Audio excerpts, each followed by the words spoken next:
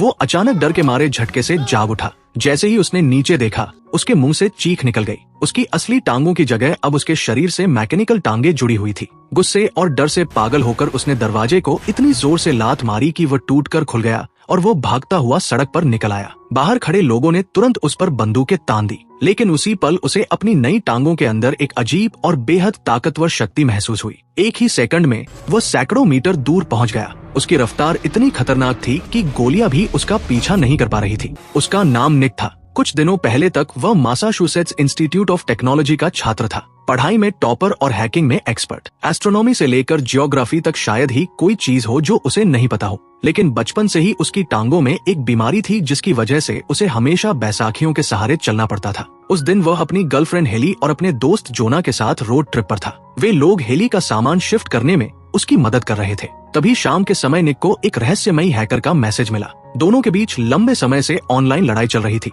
लेकिन इस बार उस हैकर ने हेली का लैपटॉप तक हैक कर लिया था और उसकी हर हरकत पर नजर रख रहा था। निक तुरंत उसकी लोकेशन ट्रेस करने लगा। जोना ने कहा कि उन्हें उस हैकर को ढूंढकर सबक सिखाना चाहिए, लेकिन निक का मूड पहले से ही खराब था। उसके मन में कहीं न कहीं ये डर बैठ चुका था कि हेली उसकी बीमारी की वजह से उसे छोड़ना चाहती है और ये ट्रिप सिर्फ ब्रेकअप का बहाना है। गुस्से में उसने फैसला किया कि वो उस हैकर को हर हाल में ढूंढ निकालेगा। रास्ते में वह हैकर उन्हें लगातार उकसाता रहा। वो ट्रैफिक कैमरों से उनकी कार की तस्वीरें भेज रहा था। आखिरकार जीपीएस उन्हें एक सुनसान इलाके में बने लकड़ी के केबिन तक ले गया। निक और जोना अंदर गए और हर चीज रिकॉर्ड करते हुए वहां तलाश करने लगे। तभी बाहर से हेली की चीख सुनाई दी। निक तुरंत बाहर भागा और उसने देखा कि हेली हवा में ऊपर उठ रही थी। अगले ही पल एक तेज सफेद रोशनी सीधा उसके चेहरे पर पड़ी और वो बेहोश हो गया। कितना समय बीत गया किसी को नहीं पता। जब उसे होश आया तो वो व्हीलचेयर पर बैठा था और उसका पूरा शरीर सुन्न था। उसके सामने हजमत सूट पहने एक आदमी बैठा था जिसका नाम पेस था। उसने निक से कहा कि वह उसकी याददाश्त वापस लाने में मदद करेगा। पेस ने बताया कि वे लोग एलियन लाइफ फॉर्म्स के संपर्क में आए थे और शायद संक्रमित हो चुके हैं। कई दिनों तक डॉक्टर उससे सवाल पूछते रहे, लेकिन निक को समझ नहीं आ रहा था कि आखिर उसके साथ हो क्या रहा है। वो बार बार हेली और जोना के बारे में पूछता, लेकिन कोई उसे कुछ नहीं बताता। फिर एक सुबह जब उसे डॉक्टर के पास ले जाया जा रहा था, तभी उसने एक कमरे में हेली को बेड पर पड़े देखा। वो उससे मिलना चाहता था, लेकिन डॉक्टरों ने उसे रोक दिया। बाद में जब वो अपने कमरे में वापस लौटा तो उसे बगल वाले कमरे से अपने दोस्त जोना की आवाज सुनाई दी। उसने जोना को पुकारा और कहा, आज मैंने हेली को देखा, लेकिन उन्होंने मुझे उससे मिलने नहीं दिया और मैं अपनी टांगों को महसूस भी नहीं कर पा रहा। जोना ने उसे बताया कि डॉक्टरों ने उसे कोई अजीब सा ड्रिंक पिलाया था और उसके बाद से उसका दिल सामान्य महसूस नहीं हो रहा। अब दोनों ने फैसला किया कि वे आसपास जो भी देखेंगे उसकी जानकारी एक दूसरे को देंगे। इसके बाद निक हर चीज पर नजर रखने लगा। कौन सा कोड कौन सा दरवाजा खोलता है, कौन लोग उनसे बात करने आते हैं, कौन कहाँ जाता है, वो सब याद करने लगा। कुछ समय बाद डॉक्टर उसे फिर अपने पास ले गए। उन्होंने उसके सामने अलग अलग आकार की चीजें रखी और शेप्स और कलर्स पहचानने के टेस्ट लेने लगे, लेकिन निक ने कुछ भी बताने से इनकार कर दिया। उसने कहा, जब तक आप मुझे हेली से नहीं मिलवाते मैं किसी सवाल का जवाब नहीं दूंगा। मजबूर होकर डॉक्टर उसे हेली के पास ले गए, लेकिन वह कोमा में थी। इसके बाद निक अपने कमरे में लौट आया और जोना को सारी बातें बताने लगा, लेकिन अचानक दूसरी तरफ से जोना की आवाज आनी बंद हो गई। उसी दौरान वहाँ एक गाय पर भी एक्सपेरिमेंट किए जा रहे थे। अचानक पूरी बिल्डिंग की लाइट चली गई और कोई उस फैसिलिटी से भाग निकला। निक भी जाकर एक अंधेरे बाथरूम में छिप गया। जब लाइट वापस आई तो दो लोग उसे बाहर लेकर आए। तभी उसने दीवारों पर बहुत गहरे निशान देखे। बाद में उसने डॉक्टर से पूछा कि जोना कहाँ है। डॉक्टर ने कहा कि जोना को यहाँ कभी लाया ही नहीं गया। निक हैरान रह गया। उसने कहा, ये नामुमकिन है, मैं उससे बात कर रहा था, लेकिन डॉक्टर ने कोई जवाब नहीं दिया। अब जब निक वापस अपने कमरे में लौटा तो उसने फिर जोना को आवाज लगाई, लेकिन दूसरी तरफ से कोई जवाब नहीं आया। इससे साफ हो गया कि जोना वहाँ से भाग चुका है। अब निक ने फैसला कर लिया कि वो हेली को लेकर यहाँ से भागेगा। इन दिनों में उसने सारे सिक्योरिटी कोड याद कर लिए थे और बाहर निकलने के सारे रास्ते दिमाग में बसा लिए थे। वो हेली को लेकर भागने लगा, लेकिन जैसे ही वह आखिरी दरवाजे तक पहुंचा, डॉक्टर अचानक वहां आ गया और उसने निक को पकड़ लिया। इसके बाद निक फिर बेहोश हो गया। जब उसे होश आया तो उसने खुद को हेली के ठीक बगल वाले बेड पर पाया। वो उसे छूने ही वाला था कि स्टाफ ने उसका हाथ पकड़ लिया। उसी समय हेली फिर से बेहोश हो गई। अब निक गुस्से में स्टाफ से लड़ने लगा। लड़ाई के दौरान वो बेड से नीचे गिर पड़ा। यह देखकर स्टाफ डर गया और कमरे से भाग निकला। तभी निक की नजर अपनी टांगों पर पड़ी। उसकी असली टांगे काट दी गई थी और उनकी जगह रोबोटिक टांगे लगा दी गई थी। लेकिन अब वो सच में चल सकता था। ये रोबोटिक टांगे बेहद ताकतवर थी। उसने उनकी मदद से दरवाजा तोड़ दिया। रास्ते में जो भी उसके सामने आया उसने उसे हमला करके हटा दिया। हेली भी अब उसके साथ थी। दोनों एक एलिवेटर से नीचे जा रहे थे, तभी डॉक्टर वहां पहुंचा और बोला, अगर तुम यहाँ से बाहर गए तो एलियन तुम्हारे लिए खतरा बन जाएंगे, तुम्हें यही रहना चाहिए। लेकिन निक ने उसकी एक नहीं सुनी।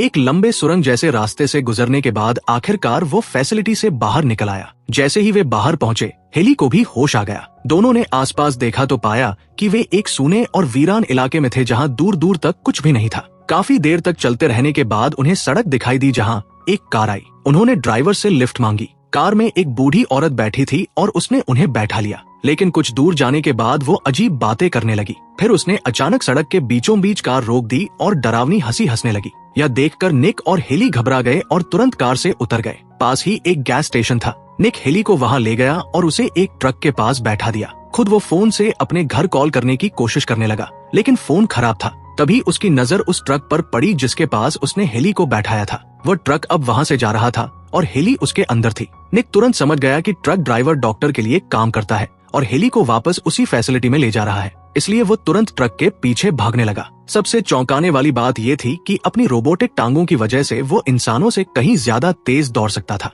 जैसे ही वो ट्रक के करीब पहुंचा, ड्राइवर ने दरवाजा खोलकर उसे जोर से धक्का मार दिया। निक सड़क पर गिर पड़ा, लेकिन अब वो किसी भी कीमत पर हेली को वापस लाना चाहता था, इसलिए वह दोबारा पूरी ताकत से ट्रक के पीछे भागा। ट्रक बहुत तेज रफ्तार से भाग रहा था, फिर भी निक अपनी नई रोबोटिक टांगों की मदद से उसे पकड़ने में कामयाब हो गया। ट्रक के अंदर हेली को एक बंदूक मिल गई। उसने तुरंत वह बंदूक ड्राइवर की तरफ तान दी।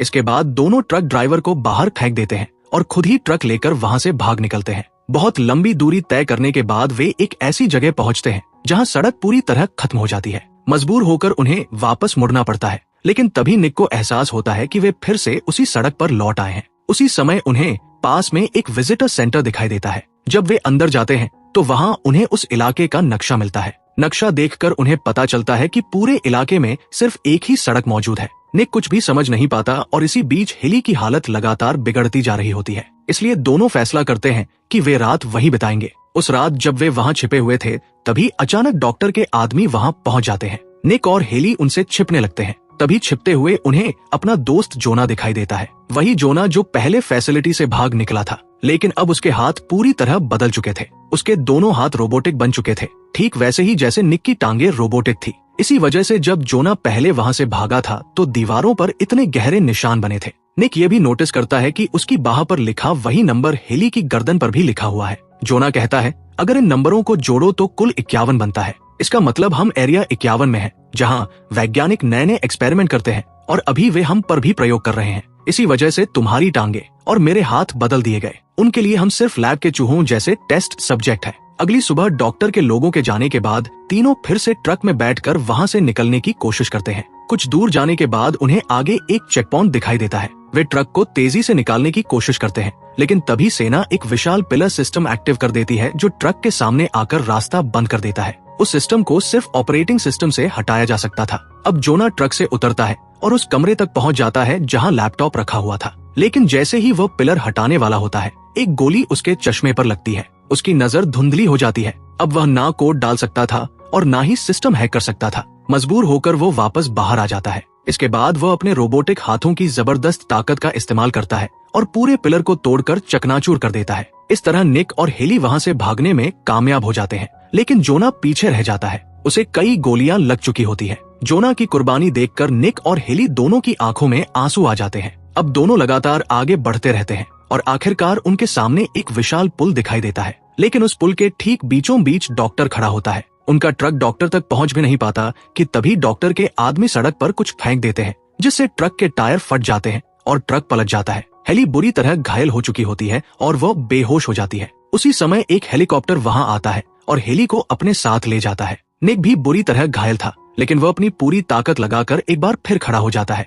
तभी उसकी नजर डॉक्टर के टैग नेम पर जाती है, जिस पर देमन लिखा हुआ था। असल में डॉक्टर का नाम देमन था, लेकिन जब निक उसे उल्टा पढ़ता है तो उसे समझ आता है कि वह नोमैड बनता है, वही रहस्यमयी हैकर जिसने उन्हें मैसेज भेजे थे और उनके कॉलेज का सर्वर हैक करके उसका इल्जाम निक और उसके दोस्त पर डाल दिया था। अब डॉक्टर खुद सारी सच्चाई कबूल कर लेता है। वो कहता है, तुम्हारे कॉलेज का सर्वर मैंने ही हैक किया था और उसका इल्जाम तुम दोनों पर लगाया था। हेली का सिस्टम भी हमने ही हैक किया और उसी के अकाउंट से तुम्हें मैसेज भेजे। हमने जानबूझकर तुम्हें उकसाया ताकि तुम आखिरकार हमारे पास पहुंच जाओ। आज तुम्हारे दोस्तों की जो हालत है उसके जिम्मेदार तुम खुद हो। इसके बाद वो असली सच बताता है। वह कहता है, हम इंसानों पर एलियन टेक्नोलॉजी का इस्तेमाल करते हैं। जितने भी लोगों पर हमने अब तक एक्सपेरिमेंट किए हैं उनमें तुम सबसे बेहतरीन सब्जेक्ट हो। तुम्हारा शरीर और दिमाग इन रोबोटिक टांगों के साथ पूरी तरह एडजस्ट हो चुका है। इसका मतलब तुम हमारा सबसे सफल एक्सपेरिमेंट हो। ये सब सुनकर निक गुस्से से भर जाता है। वो अपनी रोबोटिक टांगों की ताकत का इस्तेमाल करते हुए पुल की तरफ अविश्वसनीय रफ्तार से दौड़ने लगता है। उसकी स्पीड इतनी ज्यादा हो जाती है कि अचानक वह एक अदृश्य दीवार से टकरा जाता है। उस टक्कर की वजह से वह दीवार के दूसरी तरफ पहुंच जाता है। जब वह पीछे मुड़कर देखता है तो डॉक्टर वहीं खड़ा होता है। डॉक्टर अपना हेलमेट उतार देता है और तब निक को पता चलता है कि वह इंसान नहीं है, वो असल में एक रोबोटिक एलियन है। इसके बाद निक अपने सामने देखता है और वहां उसे आउटर स्पेस दिखाई देता है। उसी पल उसे समझ आता है कि वह पृथ्वी पर नहीं है बल्कि एक एलियन स्पेसशिप के अंदर मौजूद है। उस स्पेसशिप का नंबर भी 23,541 था, बिल्कुल वही नंबर जो उसकी बाह और हेली के कंधे पर लिखा हुआ था। इसका मतलब यह कभी भी एरिया 51 नहीं था। असल में ये रोबोटिक एलियंस का एक विशाल जहाज था और वे इंसानों पर अपनी टेक्नोलॉजी का परीक्षण कर रहे थे। इसी के साथ फिल्म की कहानी खत्म हो जाती है।